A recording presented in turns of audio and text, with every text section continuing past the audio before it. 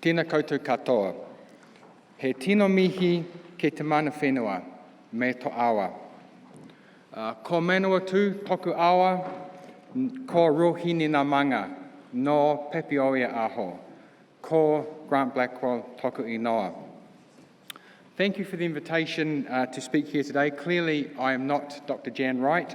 Dr. Wright is very sorry she couldn't talk here today. She's had a flu for a couple of weeks, and she rang me on yesterday morning, and this little croak came out of the phone, and she's literally lost her voice. So she asked me if I could come and present in her place, and the organisers very kindly let me come along. So I've been with Dr. Wright for about 8 years. I'm a scientist by training.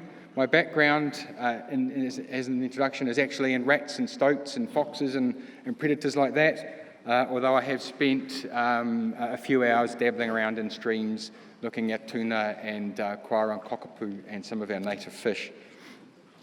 It is an honour to speak here today, and I would especially like to thank Ken Mayer and Hira Smith and all the organisers for the opportunity to come and talk, and also Lisa for organising me at the last minute.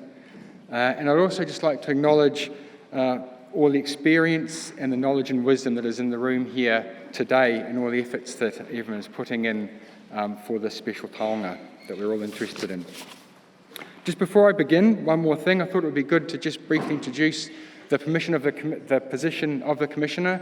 Some may not be aware of her role and responsibilities. So the first key thing she always says is she doesn't work for the government. So she's independent of the government of the day. Similar to the Ombudsman or the Auditor General, she reports to Parliament as a whole. The main thing she does is investigations and produces reports that are tabled in the House to Parliament. So in April 2013, she produced a report on the longfin eel on Tuna, and that is what I will be talking to today. We do have some copies of the report here with us. There's about 25 odd copies here. We've had the overview is translated into Te Reo, and if anyone wants more copies, they can contact us and we can send out copies of the report as well. That one. That one. That one. Oh, trap for young players. Oh, look at that. So, just... Oh, that might help. Turning it on. So tuna are the biggest and largest eels in the world. They're endemic to New Zealand, found nowhere else. Grow to over 2 metres, although 3 metres by the sound of it, and more than 40 kilograms. And so when the Commissioner completed her investigation into tuna, she concluded that longfin eels were on a slow path to extinction. And she drew that conclusion based on both the information that is around on the numbers of eels and also the pressures and threats that tuna face. And so today I'd just like to run through some of the key points behind the Commissioner's conclusions. And I'd also like to acknowledge that there's been a lot of work and effort gone into looking at tuna and helping tuna since the Commissioner's report, many of it including the efforts of the people that are here today. So the talk is in three parts, really just a brief history, what has happened to tuna over time, the main evidence the Commissioner looked at to look at the status of the species, and then why they're in trouble and what we can do about it. And the first speakers this morning have pretty much made all my points already. Ken did a fantastic job, and Bill, so you already know everything that's going to come. So longfins can get big. I don't know if they ever got quite this big, but I don't have to tell this audience how important tuna are. And again, Ken did a fantastic job of outlining the tikanga and the whakapapa related to the species.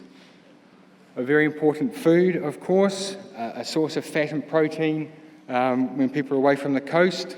These are tuna drying on racks late in the 1800s down near Otaki, just down the road here.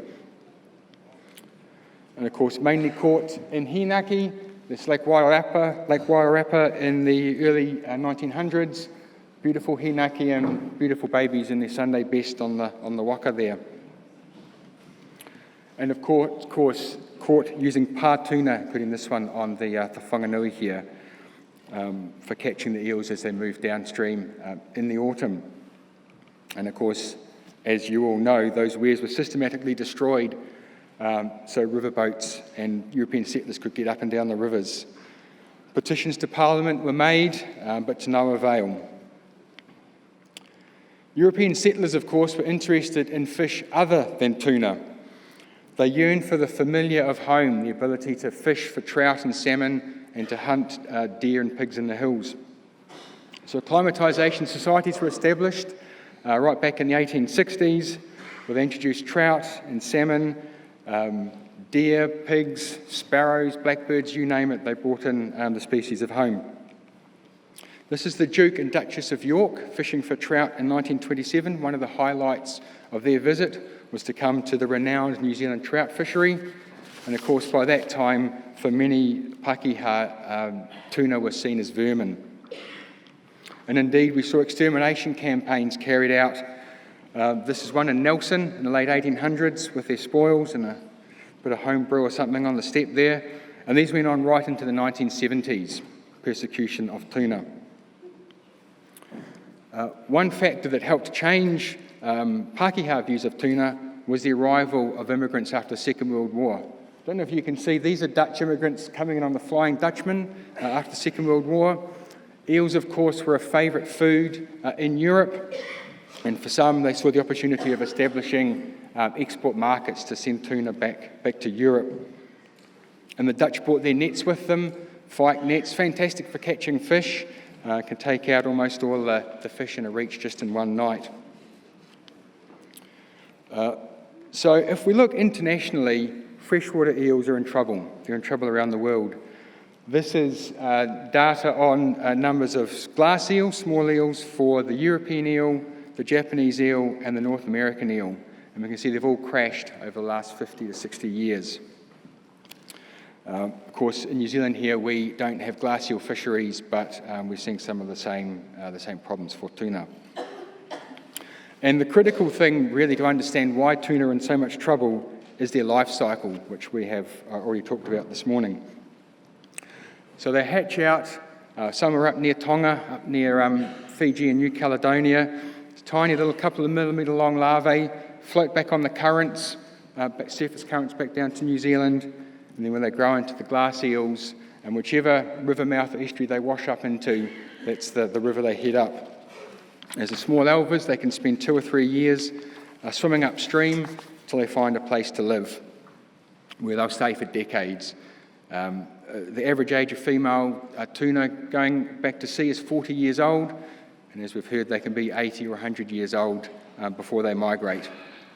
So they spend almost all their life in fresh water before they finally get the urge to head downriver and breed. When they migrate, they don't feed, the gut shrinks away, they just head off into the Pacific, where they spawn and then die. And a critical point that I think has already been mentioned as well is that they don't home back to their original river. It's just whichever river they wash up to, unlike a salmon that heads back to its home river. So when the Commissioner then had a look at the information that was around on the status of tuna, it was when she grew concerned. So the numbers of glass eels are much lower than they were, and the numbers of tuna heading downstream are much lower. Both may be 10 or 20% of what they once historically were.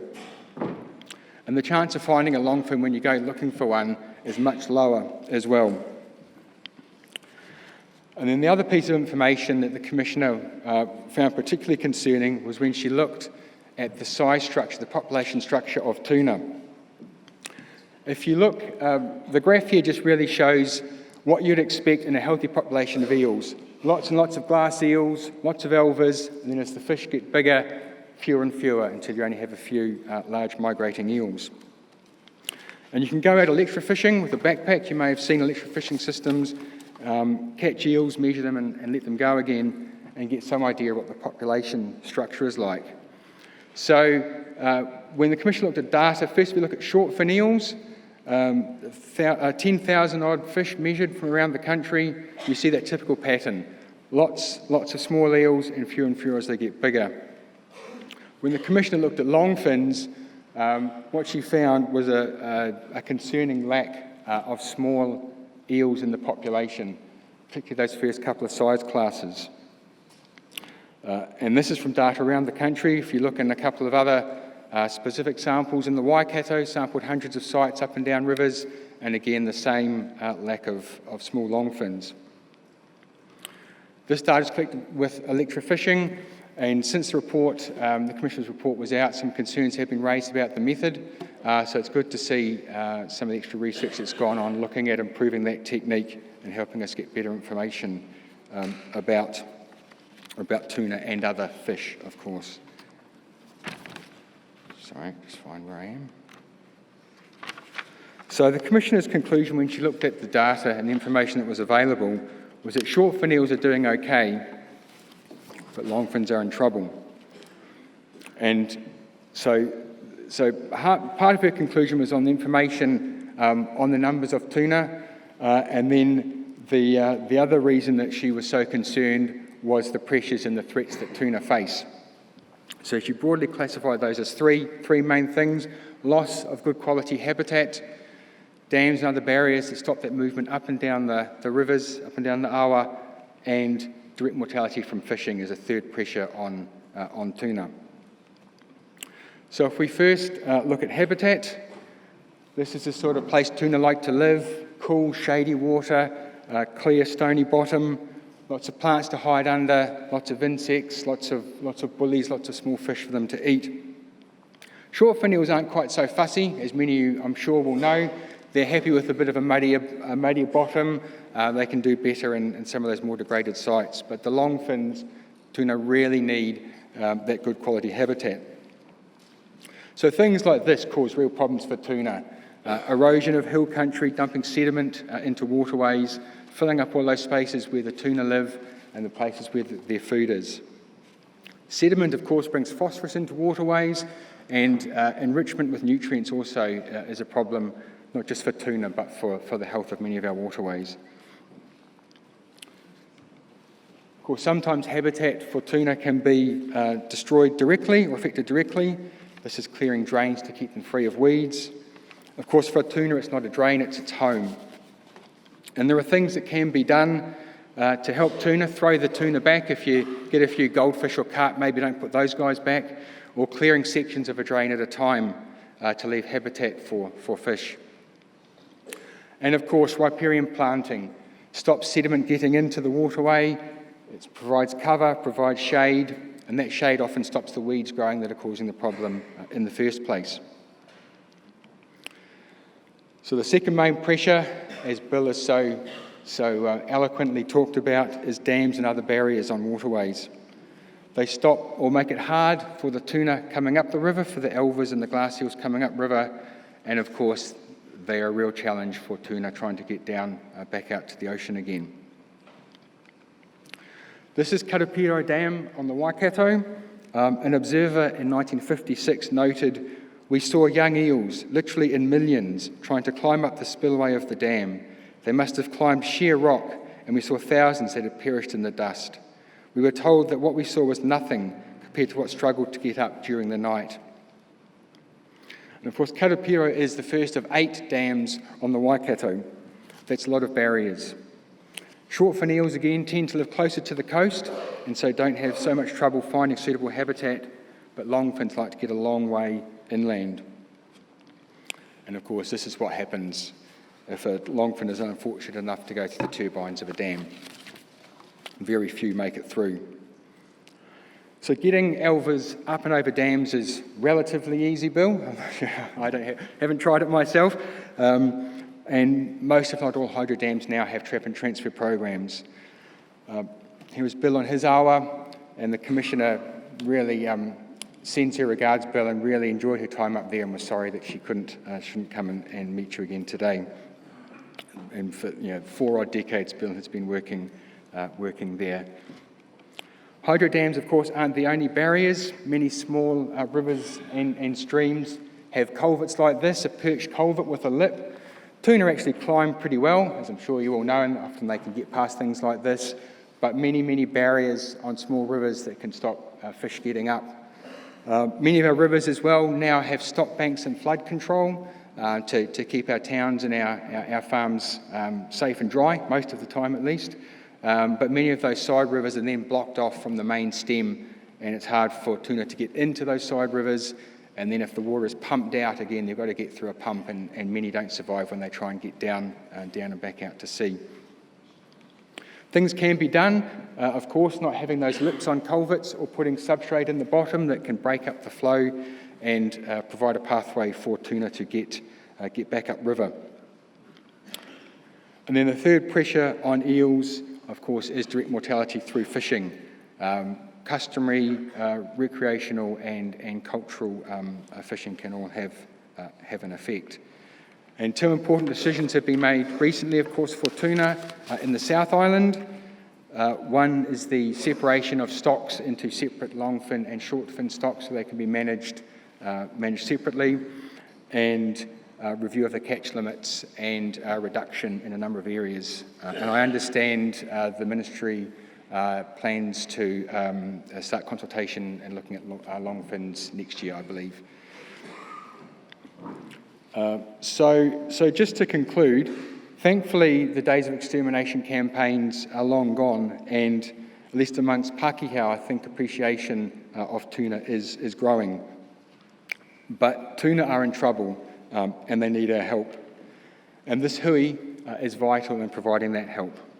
So I'd just like to finish by wishing you all the best for the rest of the conference and all your mahi. Tēnā koutou, tēnā koutou, tēnā koutou katoa.